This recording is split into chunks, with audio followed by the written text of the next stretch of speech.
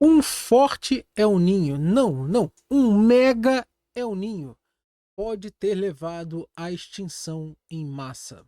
Então nós vamos falar sobre esse tema, né, que saiu uma publicação ontem na revista Science e justamente algumas publicações falando sobre esse tema e claro, né, como é falar de El Ninho, falar de fenômenos naturais, falar de alterações climáticas, ou seja, é um tema aqui do canal que eu sei que vocês estão ligados. Então, meus amigos, vamos lá porque vamos entender o que está acontecendo sobre essa publicação. Porque saiu ontem na revista Science justamente isso aqui, ó. Mega El Ninho instigou a extinção em massa no fim do Permiano, né? Aquela extinção do Permiano Triássico, né? Onde que falam, né, que realmente a vida quase foi pro saco aqui na Terra, né? E a Science, né, fez uma publicação, né, de pesquisadores lá da universidade na China e o principal impulsionador da extinção em massa no fim do Permiano é um tópico de muito debate. Bota debate nisso, tá, pessoal? Tem muito debate. E uma das abordagens de modelagem de multiproxy de paleoclima para estabelecer a teoria unificada da elucidando falou que foi um problema de El Ninho. E aí saiu essa publicação aqui no site Meteored, né? Olha, eu gosto bastante desse site, tá? Tem algumas publicações bastante interessantes. Só que aqui fizeram pequeno errinho. Onde pegaram o artigo, né? Tranquilo, lá, mega evento de El Niño impulsionou maior extinção em massa do mundo, né? Descobertas, né, de cientistas falando. Aí escreveram justamente, né? Final do Permiano, tal, certinho, né? Final do Permiano, aproximadamente 280, né, a 245 milhões de anos. Ok, né? Isso aí dá pra ser bastante debatido isso, mas ok, tá? Aí falou, né, dos processos, né, que no Permiano realmente foi o pior evento de extinção. Mais de 95% das espécies marinhas e 70% das espécies terrestres foram, né, para o saco. E essas pesquisas, né, mostrou que justamente ó, na revista Science revelou que o Mega El Ninho instigou isso daí. Bom, primeira coisa, algo parecido, né, com isso, tá? Pode sim ter acontecido. Aí depois eu vou explicar, depois de falar o que aconteceu aqui no artigo, eu vou explicar o que pode ter sido isso aí. Acontece que no novo estudo realizado pela Universidade de Bristol e pela Universidade de Geociências da China, em Wuhan, esclareceu o motivo pelos quais o rápido aquecimento do Permiano foram tão devastadores para os seres vivos, levando à extinção. Aí, claro, né, falou da emissão de dióxido de carbono, resultando em aceleração, né, da temperatura, tal, aquilo que a gente já está acostumado. E esse aquecimento climático não pode ter levado sozinho às extinções tão devastadoras, tal. Aí o que falou, realmente, né, porque uma coisa interessante no Permiano, né, que os fósseis, né, mostram que o colapso das espécies foi acontecendo aos poucos, mas justamente, né, os isótopos realmente, no artigo fala isso, que pequenos organismos, né, no caso nadadores extintos, em camadas, né, conodontes, né? O que é isso aí? Ou seja, um colapso do gradiente, teve um colapso no gradiente de temperatura e essas espécies não conseguiram, né? Normalmente, por exemplo, você tem espécies que conseguem, principalmente nadadores, tá? Conseguem sair do local, né, em massa quando tem bastantes alterações. Então, realmente não conseguiu, eles não conseguiram fazer isso. E aí agora que vem o grande problema aqui, que fala como ocorreu, tá? É, através da modelagem, tal como lá falou lá no artigo, falou que um mega El Ninho, tá? O mega El Ninho que persistiu por muito tempo. Isso realmente pode ter acontecido, tá? Mas depois a gente vai bater nesse mega El Ninho aqui para ver se realmente pode ter sido El Ninho. Aí fala que no final do Permiano a concentração atmosférica de CO2 dobrou de 410 partes por milhão para cerca de 860. e a circulação de revolvimento meridional AMOC entrou em colapso. A célula de Hadley se contraiu e eventos de El Niño se intensificaram. Isso aqui, tá? Pode sim ter acontecido, mas tem um grande porém aqui. Quando ele falou reviravolta meridional e escreveu entre aspas AMOC, isso aqui está completamente errado. Por quê? O que é AMOC, pessoal? AMOC, ela é isso aqui, ó. Vou traduzir aqui no site da NOAA, tá? Site da NOAA, ó, Serviço Nacional Oceânico. O que é a circulação meridional do Atlântico? AMOC, circulação meridional do Atlântico. AMOC, circulação meridional do Atlântico.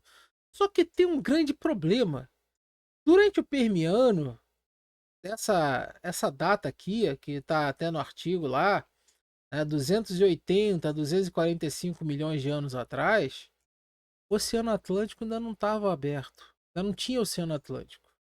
Tá? Então, pois é, né? É um probleminha. E daqui eu até vou mostrar a evolução, né, do conhecimento científico. E aqui na Science News, né, eles publicaram aqui um artigo que foi de 1949 e foi lançado, que na época achava que o Oceano Atlântico tinha aproximadamente, né, meio bilhão de anos. Né? Só que as novas pesquisas tal, viram que o solo mais antigo, tá? Então aqui, ó, o solo mais antigo do Oceano Atlântico, né? O solo mais antigo, ou seja, o fundo marinho mais antigo, tem cerca de 175 milhões de anos, tá? Isso aí é válido. Isso aqui é uma publicação de Cambridge, né? Cambridge, né? E é recente, né? Então, nós temos que 175 milhões de anos, né, onde abriu o Oceano Atlântico. Então, no Permiano, Triássico, não tinha isso aqui, tá? Não tinha Oceano Atlântico aberto. Então, ou seja, no Permiano, Triássico, houve a separação da Pangeia em Laurásia e Gondwana, tá? E depois continuou ainda, né, para o Triássico com a abertura dos oceanos, até chegar, né, no Cretáceo, onde já a América do Sul já tinha separado da África, tal, até chegar os dias de hoje. Tá? Mas acontece que a MOC aqui não existia, não existia a MOC. Mas você vê que um dos grandes problemas de divulgação hoje em dia, tá? É às vezes a falta de conhecimento no que está falando. Então, quando o artigo aqui, ele não fala em AMOC, tá? Ele fala justamente em quê? Porque infelizmente, o que vai rodar não é o artigo, é a divulgação, tá? Então, aqui o artigo, ele fala justamente de a circulação de reviravolta meridional. Em nenhum momento, né, que entrou em colapso, né, com célula de Hadley e El Niño se intensificaram. Em nenhum momento ele fala, né, de circulação meridional do Atlântico. Pois é, porque o Oceano Atlântico não estava aberto naquele período. E justamente uma coisa muito interessante é que a circulação meridional, o que é essa circulação meridional? Circulação de retorno meridional, né? No caso aí de reviravolta, de retorno e tal. É um termo usado para descrever grandes padrões de transporte de massas de água em oceanos, que envolve o quê? Tanto águas superficiais quanto águas mais profundas. E esse processo ele é impulsionado por diferentes situações, como temperatura, salinidade e que afetam a densidade da água. Então, quando você tem uma transformação, como por exemplo, se essa circulação, vamos lá, vamos ver que se fosse um El Ninho, né? Se fosse realmente um El Ninho, que nem El Ninho pode ser, tá, pessoal?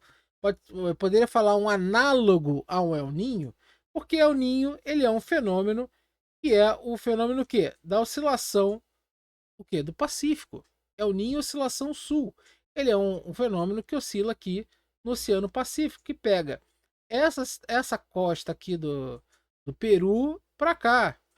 E essa oscilação que altera os ventos aqui justamente nessa parte, ele influencia, tá? Aquece a água do Pacífico, tem outras teleconexões, influencia no clima do mundo todo. Então, se tivesse algo realmente semelhante nessa situação aqui, equatorial, ou um pouco abaixo, um pouco acima, né? Por causa também teria que ver como é que foi a simulação que eles não mostram, que justamente a inclinação do planeta, né, o ciclo de Milankovitch e tal, que poderiam ter influência na taxa de aquecimento do oceano. E sim, tendo algo desse tipo, uma circulação meridional para cá, né, nessa área aqui, ó, vou mostrar aqui um pouco melhor, nessa área aqui, né, aqui na Pangeia e na Gondwana, uma circulação meridional nessas áreas, ou então até mais aqui por cima também, nos polos tal, né? Então, uma circulação meridional nisso daqui poderia sim trazer consequências, né, vamos dizer assim, absurdas. Tá? E quando ele fala da célula de Hadley, vamos até colocar aqui, ó, na célula, só para vocês verem, na célula de Hadley. Quando eles falam na célula de Hadley, a célula de Hadley tem a ver com a circulação atmosférica, tá? É justamente isso aqui, ó, onde você tem perto do Equador, tá? Então ali, tá? Ali vou pegar até aqui da Wikipédia mesmo que tá bem explicadinho aqui, tá? Então, a célula de Hadley, ela nasce aonde? No Equador, tá? A célula de Hadley, ela nasce no Equador, onde que sobe aqui o ar pela justamente pela insolação maior, tá? E aqui tem um centro de baixa pressão e cai aqui, né? E tem um centro de alta pressão, justamente, né? Nessa área aqui, tá certo? Então você tem a circulação atmosférica que faz isso. Então, se a célula de Hadley, como ele falou lá no artigo, fosse algo realmente parecido, né, com hoje em dia, tal, que é muito difícil disso acontecer, seria algo aqui realmente, né, na zona equatorial. Então, se é na zona equatorial e a célula de Hadley se contraiu, seria algo justamente nessa região aqui dessa alteração meridional, tá? Dessa alteração meridional. E aí sim poderia provocar alterações climáticas extremamente fortes, tá? Extremamente fortes, podendo sim levar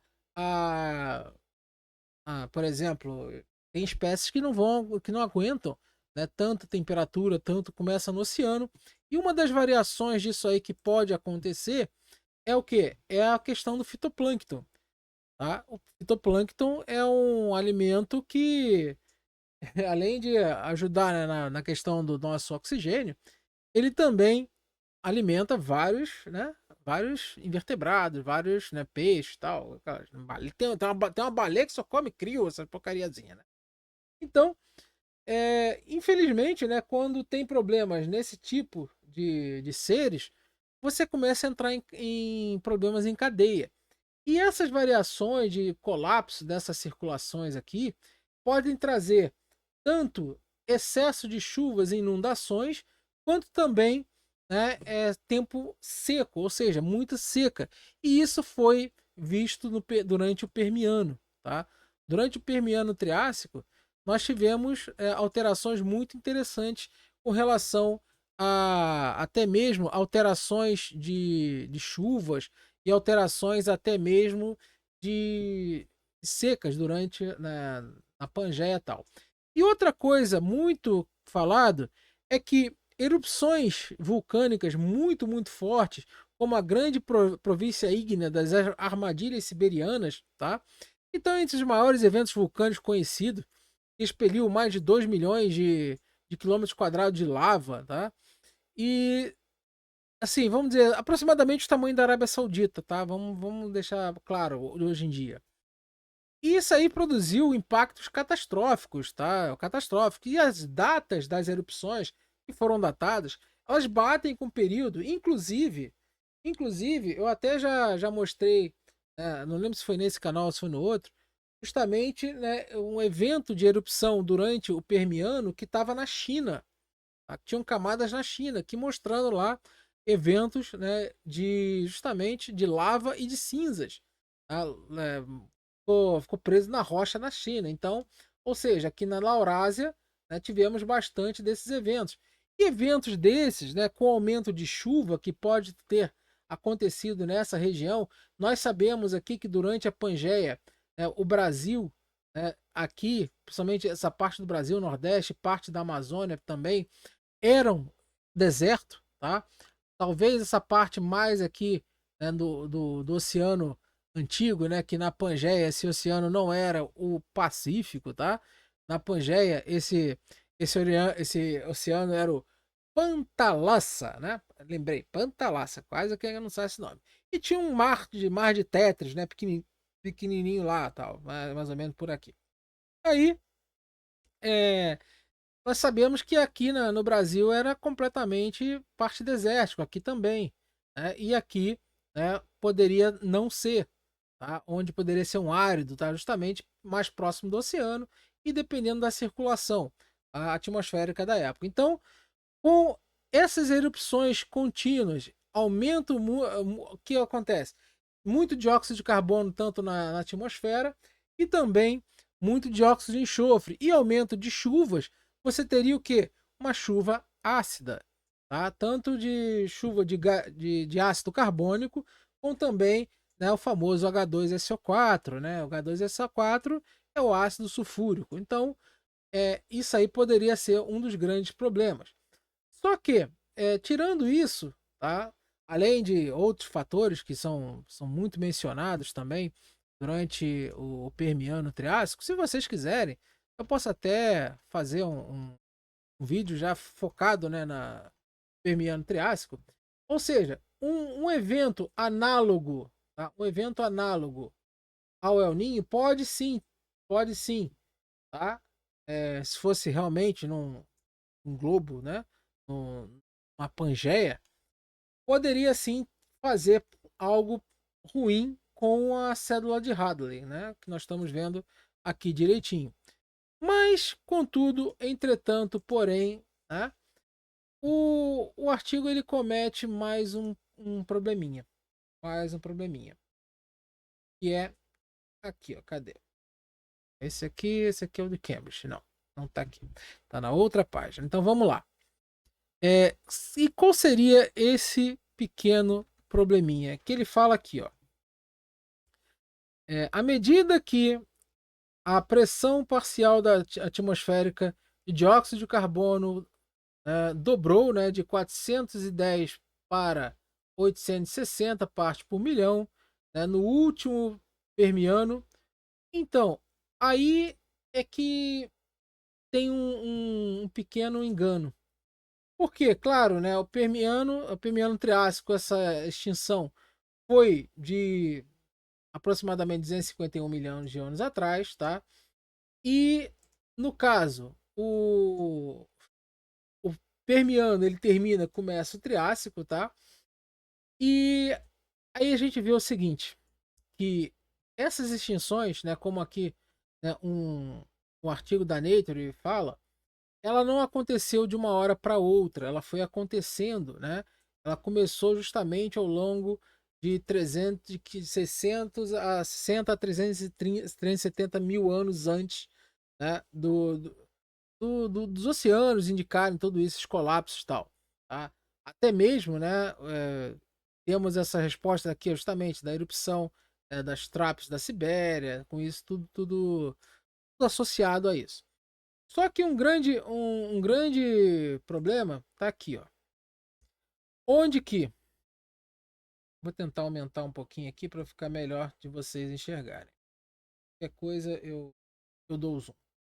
Bom, aqui fala que é, em nosso estudo da história, isso aqui é um jornal de geologia, tá? Onde que a atmosfera mostra um aumento aproximado de 4 vezes da concentração de CO2 média no final do Permiano para de 2100 a 2610 do Triássico. Então, a próprio artigo ele dá um errinho aí na questão de quantidade de CO2, tá? Onde que realmente no final do Triássico, final do Permiano, início do Triássico, ele houve um aumento muito rápido. E esse aumento muito rápido, tá? Pode sim ser devido a alguns fatores, como por exemplo, se a gente pegar aqui, né, no caso da Pangeia, um oceano aquecido, porque o próprio artigo fala que esse El Niño pode ter durado décadas, tá? Ou seja, um oceano bastante aquecido, ele emite muito mais gases. E justamente com um vulcanismo, né? Somente aqui nessa parte de cima, um vulcanismo muito mais ativo, também pode ter trazido consequências muito grandes. Mas aqui também, ó, no Brasil, teve vulcanismo nessa época. Inclusive, tá, existe um dos grandes, as coisas que eu falo, que o Brasil estava coladinho com a África, é um derramamento de lava muito grande aqui que teve, né, mais ou menos por aqui perto do Sudeste e tal, que tem na Namíbia. A mesma lava que tem no Brasil tem na Namíbia. Posso falar isso depois com mais calma. Então, ou seja, oceano aquecido, você tem eventos de maior liberação de gases. É a lei de Henry, né? Da solubilidade, isso é normal. Só que hoje nós vemos isso, tá? Eu lembro que eu peguei os dados para justamente corroborar isso que eu falo, que durante os eventos de Super El Niño de 2016 e 2098, 99, 98, 99, por aí lá, que é outro Super El Niño, né? Os níveis de CO2 aumentaram muito na emissão. E durante, por exemplo, o Laninha, né, como nós tivemos, por exemplo, em 2022, 21 para 22, os níveis de CO2 estavam muito mais baixos em quantidade de emissão, né, por ano. E isso é uma... Por exemplo, se a gente vê com o El Niño mais forte, você tem maior emissão. Justamente que o oceano ele deixa de fazer uma captura maior de gases e passa a emitir mais gases. Então você altera, no caso, a solubilidade do Oceano Pacífico, dessa parte aqui, ó, essa parte aqui do Pacífico, onde ele começa a emitir mais gases. Então, um oceano mais aquecido, ele vai emitir mais gases, é normal disso aí acontecer.